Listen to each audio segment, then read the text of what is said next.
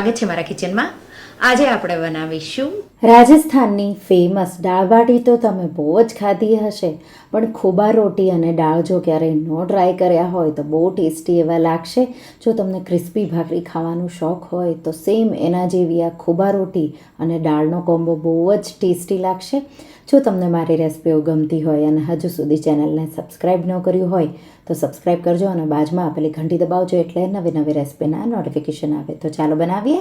તો એના માટે ખોબા રોટીનો લોટ બાંધીશું. તો 4 કપ મેં અહીંયા ઘઉંનો લોટ અને એમાં આપણે અડધો કપ રવો, તો ઉપમા શીરા માટે જે વાપરીએ એ મેં ઉમેર્યો. 1 ટીસ્પૂન અજમો આ રીતે મસળીને ઉમેરીશું.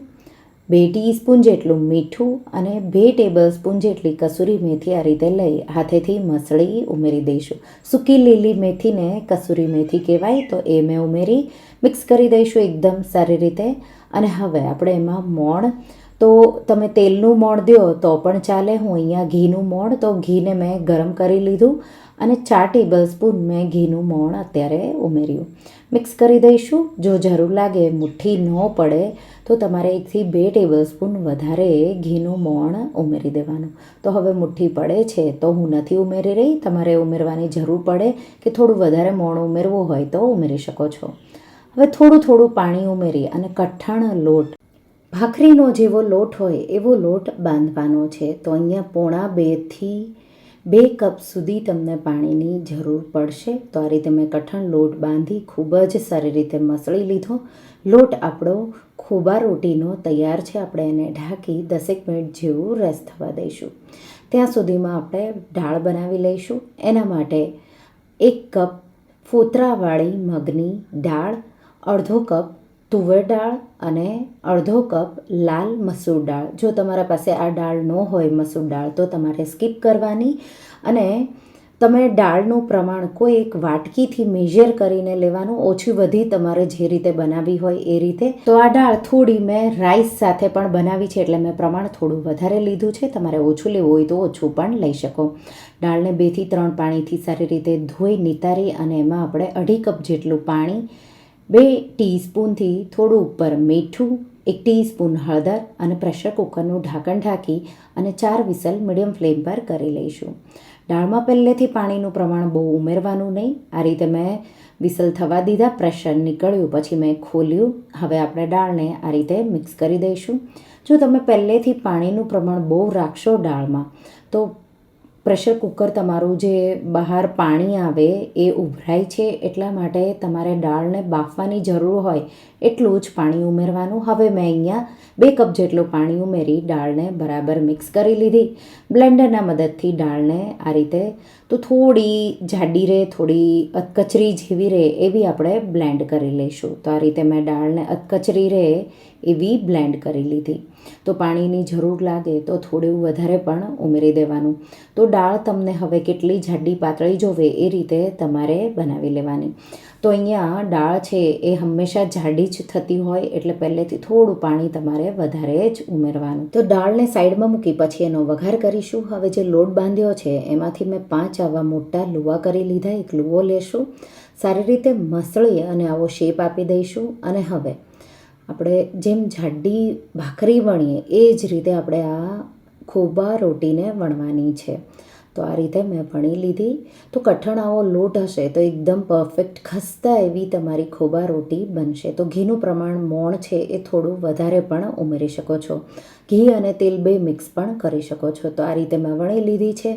હવે શેકવા માટે મેં જાડો રોટલીનો તવો હોય તો તમે અહીંયા માટીની તાવડી પણ લઈ શકો છો. તવો મીડિયમ ગરમ થઈ ગયો છે. સ્લો ફ્લેમ કરી અને આ રીતે જાડી રોટી કે ખોબા રોટી ઉમેરી દઈશું અને 2 મિનિટ માટે આપણે એને સ્લો ટુ મીડિયમ ફ્લેમ પર શેકીશું. એટલે એકદમ સારી રીતે આ સાઈડ શેકાઈ જશે. હવે આપણે ખોબા રોટીમાં, તો આ રીતે તમે આંગળીઓના મદદથી પણ ચપટી લઈ શકો છો, પણ બહુ ગરમ હોય એટલે આ રીતે મેં ચીપિયો લીધો છે. જે આપણે રોટલી ફેરવવા માટે ચીપિયો જે યુઝ કરીએ એ મેં લીધો અને આ રીતે આપણે એને પિંચ કરીશું. આ રીતે એને ચપટી લેશું એટલે આવી સરખી એવી ડિઝાઇન થશે. તો બહારથી અંદર આવતા જઈ આ રીતે ચીપટી તમારે લઈ આખી જાડી રોટી પર તમારે આ રીતે ચીપટી લઈ લેવાની. જે ખોબા રોટી છે એ થોડી વધારે જાડી હોય છે. મેં અહીંયા થોડી અને મીડિયમ એવી રાખી છે. તમે વધારે પણ જાડી રાખી શકો છો, માત્ર કૂક કરવામાં થોડો વધારે ટાઈમ લાગશે. હવે આ રીતે ચપટી લેવાઈ જાય એટલે આપણે પાછળની સાઈડ 2 મિનિટ પછી ચેક કરી લઈશું. થોડી 2 મિનિટ પાછી આપણે એને આ સાઈડ પણ થવા દઈશું. અને હવે પાછળની સાઈડ જે જગ્યા પર કાચી રહી ગઈ હોય એ સાઈડ પર આપણે એને ફેરવી આ રીતે થવા દઈશું. તો આ રીતે મેં થવા દીધી. હવે આપણે એને ગેસ પર, તો જે ઉપરની સાઈડ છે એ આપણે ગેસ પર એને થવા દઈશું. તો મેં એને સાઈડમાં 2 મિનિટ જેવી પાછી સ્લો ફ્લેમ પર થવા દીધી. હવે આ રીતે તાપ ઉપર આપણે આ રીતે એને થોડી ઉપર રાખવાની અને બધી સાઈડથી એકદમ સારી રીતે શેકી લઈશું. તો મેં શેકી લીધી છે. તો આ રીતે તમે જોઈ શકો છો પરફેક્ટ એવી શેકાઈ ગઈ. હવે રોટલીના તવા પર હું લઈ લઈશ અને એના પર આપણે આ રીતે ઘી રેડી અને લગાવી દઈશું. તો આ રીતે હું બીજી હજી 4 આવી ખોબા રોટી બનાવી લઈશ. ત્યાં સુધીમાં આપણે સાથે સાથે દાળનો પણ વઘાર કરી લઈશું. તો બહુ ટેસ્ટી એવી લાગે છે. જો ક્યારેય ન બનાવી હોય તો ટ્રાય કરજો. હવે આપણે દાળનો વઘાર માટે મેં 2 ટેબલ સ્પૂન તેલ ગરમ કર્યું. એમાં આપણે 1 ટીસ્પૂન જીરું ઉમેરી દઈશું. જીરાનો કલર થોડો બદલાય એટલે અડધી ટીસ્પૂન હિંગ, 1 સૂકું લાલ મરચું, અડધું તમાલપત્ર ઉમેરીશું. એને થોડું સતળાવા દઈશું. થોડું આ રીતે સતળાય એટલે 1 મરચું લઈ એના 4 ટુકડા કરી ઉમેરી દઈશું અને 1 ટેબલ સ્પૂન આદુ લસણની પેસ્ટ ઉમેરી દઈશું. મિક્સ કરી આદુ લસણની પેસ્ટને 2 થી 3 મિનિટ માટે, તો કચાશ દૂર થાય ત્યાં સુધી એને સાતળી લેવાની. જો કાચો એનો ટેસ્ટ આવશે તો તમારી દાળ બિલકુલ સારી નહીં બને, એટલે સારી રીતે સતળાવા દેવાનું.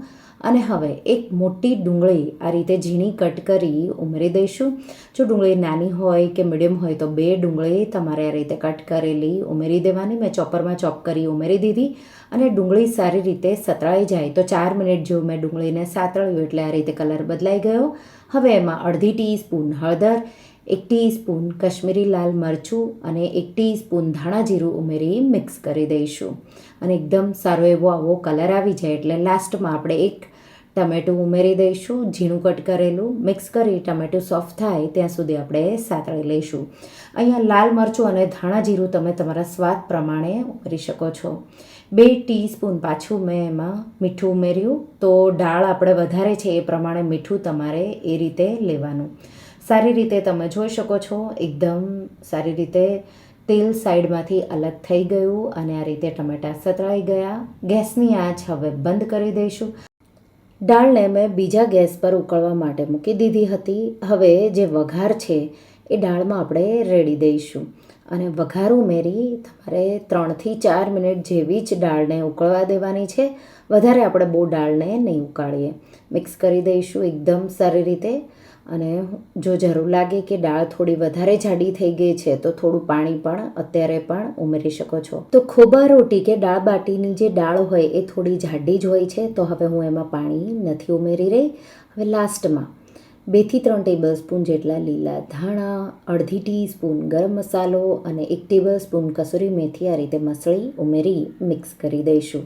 દાળ આપણી તૈયાર છે. વધારે સારો જો તમને ટેસ્ટ જોવે તો ઓપ્શનલ તમે મેગીનું જે પેકેટ આવે મેજિક મસાલા કરીને એ અડધું કે પછી 1 થી 2 ટીસ્પૂન એમાંથી તમારે એ પાવડર ઉમેરી દેવાનો.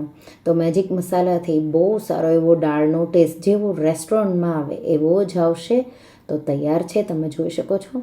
તો રાઈસ સાથે પણ આ દાળ બહુ ટેસ્ટી એવી લાગશે. તો મેં રાઈસ અને ખોબા રોટી 2 માટે દાળ બનાવી છે.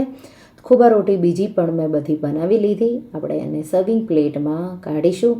સાથે રાજસ્થાની લસણની ચટણી, મેં કચુંબર બનાવ્યું છે, ઘી અને દાળ અને પાપડ સાથે ગરમા ગરમ સર્વ કરો. છાશ પણ સાથે રાખવાની. બહુ ટેસ્ટી એવો આવી રીતે જો ખોબા રોટી અને દાળ તમે ટ્રાય ન કરી હોય તો એકવાર આ રેસિપી તમે જરૂરથી ટ્રાય કરજો. તમને આ રેસિપી કેવી લાગી મને કમેન્ટમાં જરૂરથી જણાવજો. અને જો તમને આ રેસિપી ગમી હોય તો વિડીયોને લાઇક કરજો, શેર કરજો અને મારા ચેનલને સબસ્ક્રાઈબ કરજો. અને આવી જ નવી રેસિપીઓ માટે તમે બેલ આઇકન બટનને પ્રેસ કરજો. Thank you for watching.